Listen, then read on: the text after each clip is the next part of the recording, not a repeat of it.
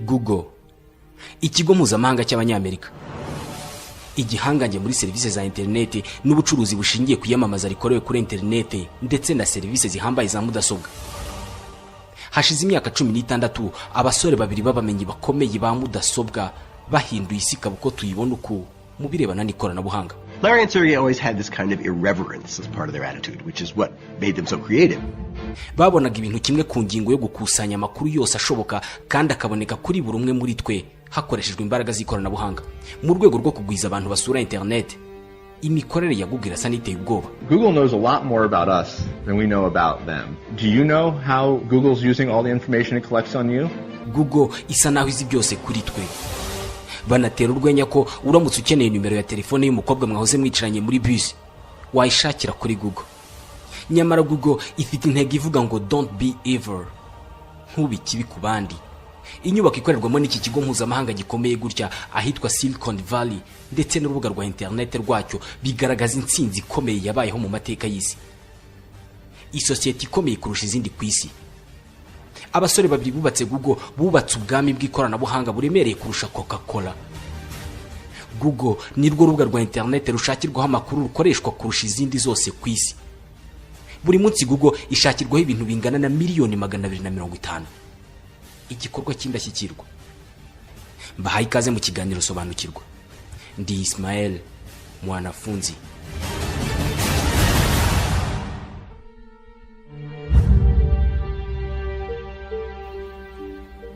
Byose bitangirira mu burengerazuba bwa Leta Zunze Ubumwe za Amerika muri California, hafi ya San Francisco hari kaminuza nziza yitwa Stanford University.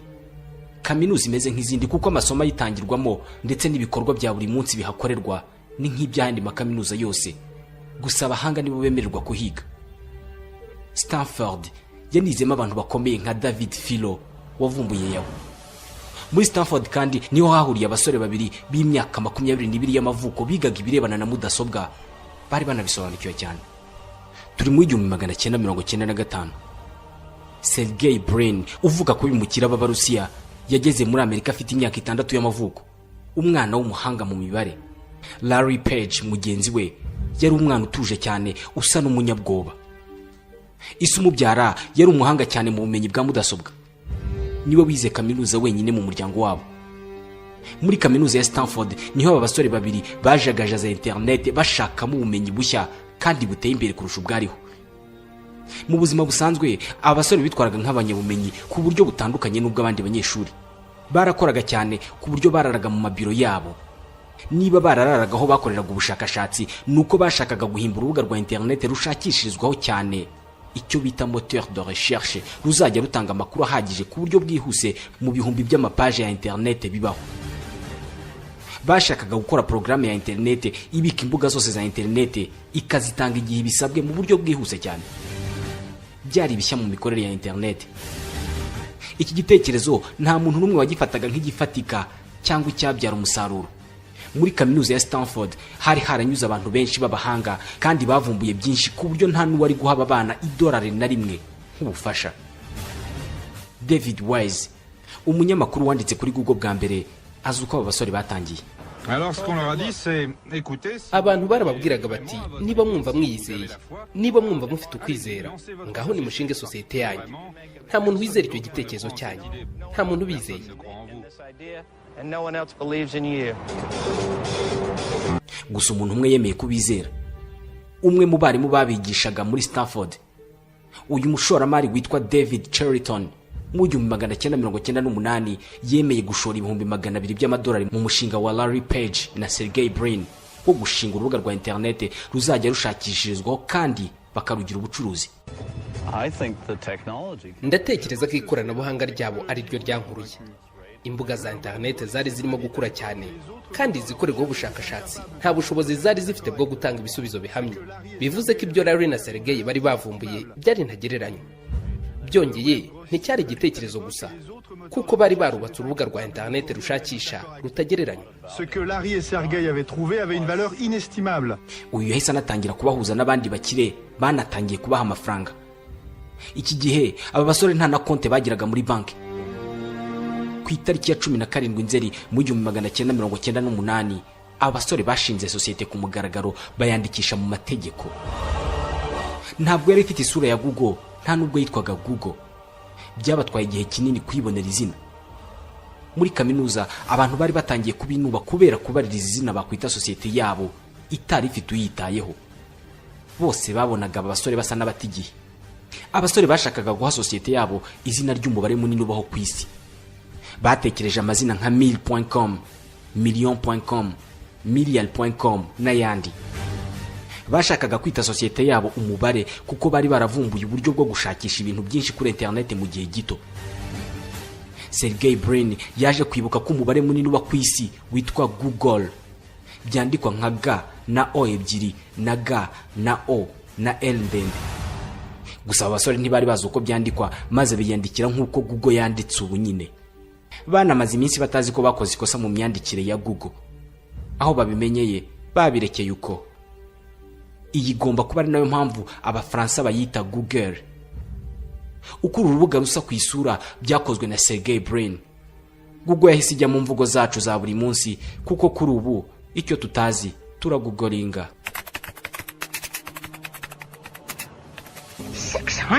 629,000 results. Wow. And all this time I thought Googling yourself meant the other thing. Google yari imaze kubona izina ariko isigaje ikirango cyangwa se logo. Mu gutekereza kwinshi no kwifashisha ababisobanukiwe, aba basore babiri bahisemo gushushanya umuntu cyangwa se umugabo kuri O ya kabiri muri ebyiri zigize Google. Babikoze mu iserukiramuco ryiswe Festival de Burning Man. Kuva iki gihe buri mwaka kuri logo cyangwa se ikirango cya Google bagenda bagira akantu bongeraho bitewe n'ikigezweho nka Noheli, Bonane cyangwa se amaserukiramuco akomeye ku isi. Mu gutegereza ko sosiyete ibona abakunzi n'amafaranga, abasore bahise bakodesha inzu nto ahitwa Monroe Park hafi ya Stanford. Google karaga sosiyete gato cyane kari kazwi mu mujyi wa Silicon Valley honyine. Iyi nzu bayujujemo za mudasobwa kugera no muri douche. Google nta mafaranga yari ifite ndetse yari inafite guhuzagurika nk'utundi dushinga duto twose tugitangira. Marissa Mayer niwe muntu wa mbere wahawe akazi muri Google. Yari afite imyaka 20 y'amavuko, kuri ubu ni vice presidente wa Google. C'était très marrant à l'époque. Byari byiza cyane muri kiriya gihe. Sosiyete yari ntoya cyane kandi twari dufite n'akajagari kenshi. Gusa twari tuzi neza icyo dushaka mu gukusanya amakuru ameze neza ku isi hose.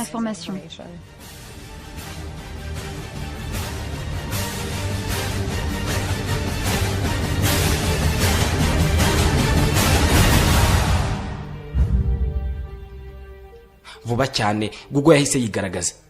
Abasore bahita bava mu ishuri bajya gushyira imbaraga mu mushinga. Mu mezi 18 yonyine Google yahise urubuga rushakirwaho amakuru rwakoreshwaga n'abantu benshi ku isi. Google yabonekaga mu ndimi 15 ku isi hose. Yahise ica kuri Yahoo, Alta Vista na Lycos zari zimaze iminsi. Buri wese yakoreshaga Google kuko bari bamaze no gushyiraho uburyo bwo kohereza email kuri Gmail. Bari bafite Google News, Google Map na Google Earth. Hari hasigaye hatekerezwa uburyo bwo kubona no gushyira video kuri Google. Ari nabwo hatekerezwaga YouTube. Mu kwa karindwi mu 2006 abantu bashyiraga video 6,500 kuri YouTube buri munsi.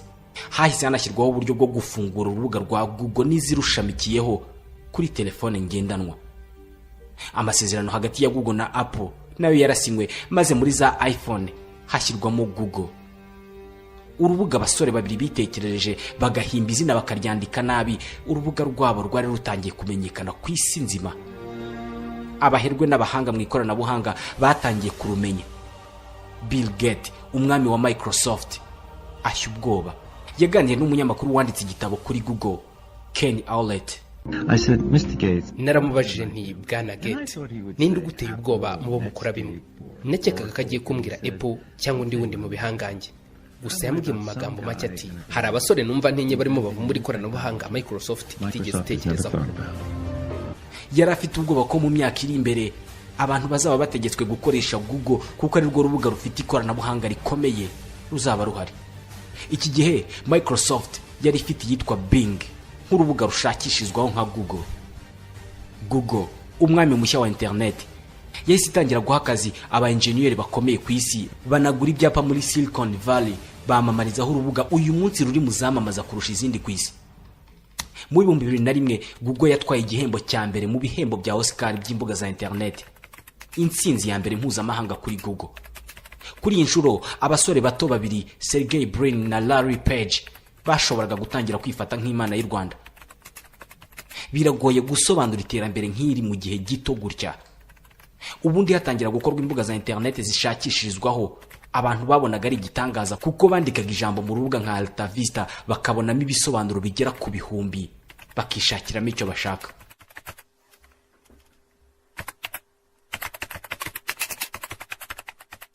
Nyamara hashize igihe batangiye kwinubira ko mu bisobanuro ibihumbi babona iyo banditse ijambo muri Alta Vista batabonamo iryo bashaka. Imbuga za internet zishakishirizwamo za mbere ya Google nka Alta Vista na Lycos byari bigoye kugira ngo zibone. Ntabwo washoboraga kwandika Alta Vista muri Alta Vista ngo ibone igisobanuro cyayo. Google yashoboye gukora ku buryo wandikamo ijambo ikaguha ibisobanuro by'ingenzi bifite agaciro kanini aho kuguha buri gisobanuro gikekwaho kuba ikiryo jambo. Ubu buhanga bukoranye ibanga rirenze irikoze muri Coca-Cola. Ikizwi nuko Google ari urubuga n'igikoresho cya internet gikaze ku isi ku buryo ishobora kubika miliyari 8 z'imbuga za internet. Google yashoye miliyari n'igice z'amadolari mu kubaka ikigo cya rutura kibitsa magana y'ibihumbi by'amaserveri akoreshwa mu ikoranabuhanga ryayo. Ubundi Google twirirwa tuyikoresha ku buntu. Aha, wakwibaza uburyo iyi sosiyete yunguka amadolari angana gutya. Louis Monnier, Umufaransa uri mu nararibonye za internet kuko ari we wavumbuye urubuga rukora nka Google rwa Alta Vista. Gusa Google ikimara kuza, uyu rubuga rwe yahise aruta ajya kwisabira akazi muri Google. Pour comprendre comment Google arrive à générer cet argent, il faut comprendre ce qui existait avant. Mu kumva uburyo Google yabonye amafaranga angana atyo, ugomba kubanza kumva uko bakoraga mbere. Amakompanyi akomeye yatangaga amafaranga menshi akamamazwa mu mapublicité yabangamiraga bose. Hanyuma Google yabonye ubundi buryo bwo gukora publicité nto ariko zigera kubo zigenewe. Ni ukuvuga ko ubucuruzi buto nka boutique yo muri quartier yashoboraga kwishyura amafaranga make cyane, ikamamaza ku buryo ibintu byabo bimenywe n'abantu bake ariko babikeneye. Peuvent se payer un tout petit budget de publicité qui leur donne accès à exactement aux gens qui seraient intéressés par leur publicité.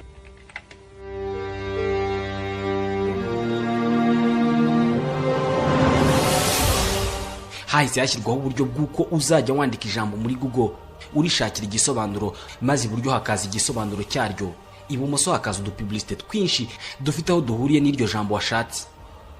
Ba nyirayo amapublicité rero baba bishyuye kugira ngo bagaragare kuri page ya mbere ifunguka kuri Google. Amafaranga bishyura yiyongera iyo ukiritse cyangwa se ukanze kuri iyo publicité niyo waba utabishaka. Kubera ubu buryo, mu mwaka wa 2012 Google yinjije miliyari 9 z'amadolari nk'inyungu. Mu mwaka wa 2012 kandi Google yabarirwaga ingengo y'imari ya miliyari 140 z'amadolari, iruta kure cyane Coca-Cola. Ibinyamakuru nka Wall Street Journal byahise bibona inkuru nshya zo kwandika. Ibinyamakuru muri Amerika no ku isi yose byatangiye kujya byandika amazina ya Larry Page na Sergey Brin nk'impuzanyito y'ubukire n'iterambere. Abasore bari babaye abaherwe bakiri abana.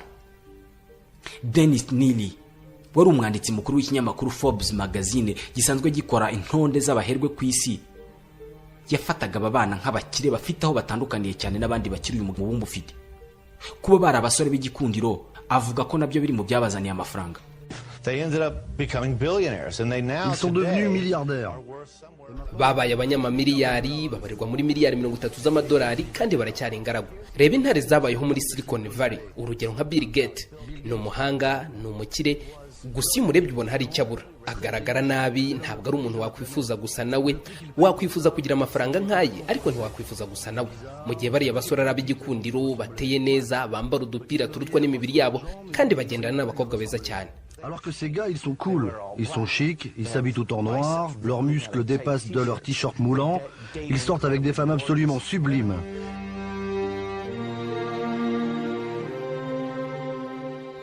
Ubuzima bwite bw'abasore bwatangiye kwinjirwamo n'ibitangazamakuru. Mu mwaka wa 2004 wonyine amafaranga Sergey Brin na Larry Page bari bafite yabemereraga kubaho badakora. Bari basigaye bakoresha abakozi 3,000 mu biro bya Google ahitwa Mountain View. Icyicaro cya Google cyo cyitwa Googleplex. Abakozi 3,000 bose babonera ku kazi kabo ibisa n'ibyo babona iwabo mu ngo, kuko icyicaro cya Google gifite byose umuntu yakenera. no kwiyogoshesha biyogoshesha imbere mu kigo. Hari abakozi bakora amasaha 24 kuri 24 bibera muri Googleplex ubuzima bwose. Ubuyobozi bwa Google bwahisemo gukorera abakozi buri kimwe bakenera kugira ngo batange umusaruro. Uhawe akazi muri Google wese niyo yaba ari umutetsi agomba kuba ari mu bambere ku isi bazi kubikora neza mu rwego rwo gutuma aba Googlers nkuko bita abakozi ba Google bakora akazi kabo neza.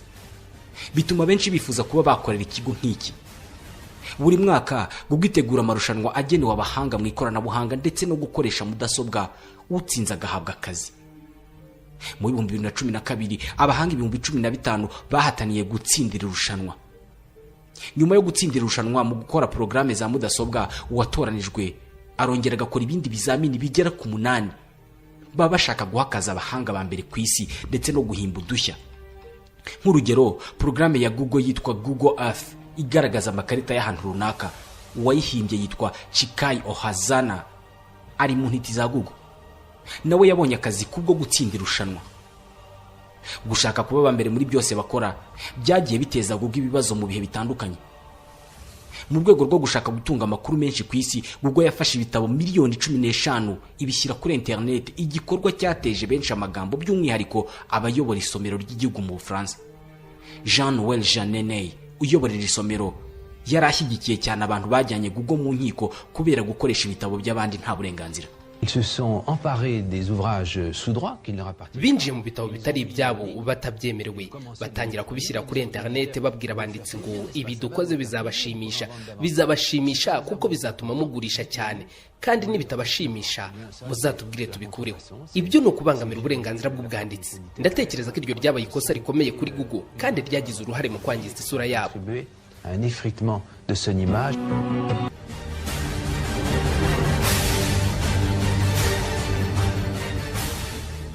Mu Bufaransa, itsinda ry'abanditsi rya La Martinière ndetse n'abandi banditsi bo mu Budage no muri Amerika batangiye gukurikirana Google mu nkiko.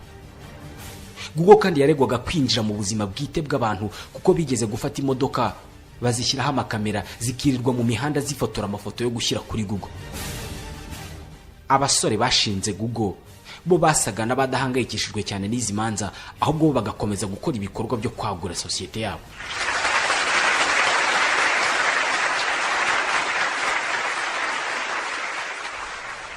Ku itariki ya 25 Mutarama mu 2006, Google yafunguye ku mugaragaro ishami ryayo mu Bushinwa.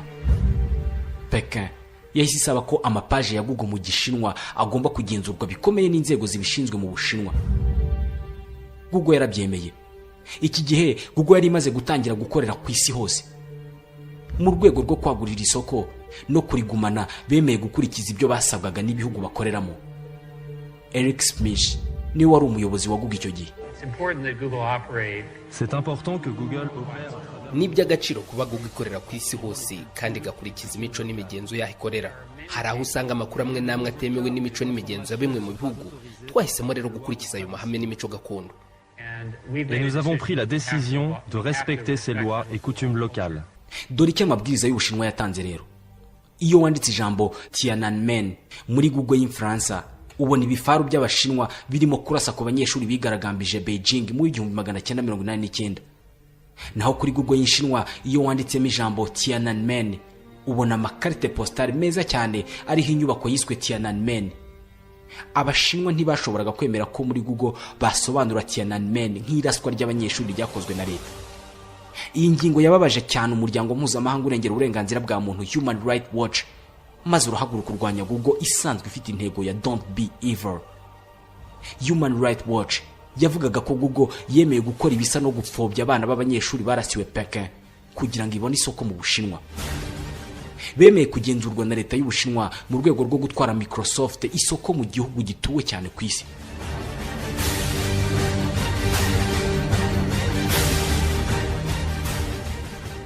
Abasore babiri bashinze Google ntago bigeze bagabanya intambwe kugeza n'ubu kuko bifuza gusimbuza Microsoft Google muri mudasobwa zanyu.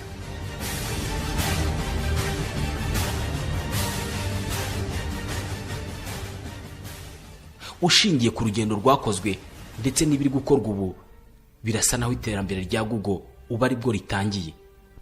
Nsoreje ikiganiro sobanukirwa cy'uyu munsi.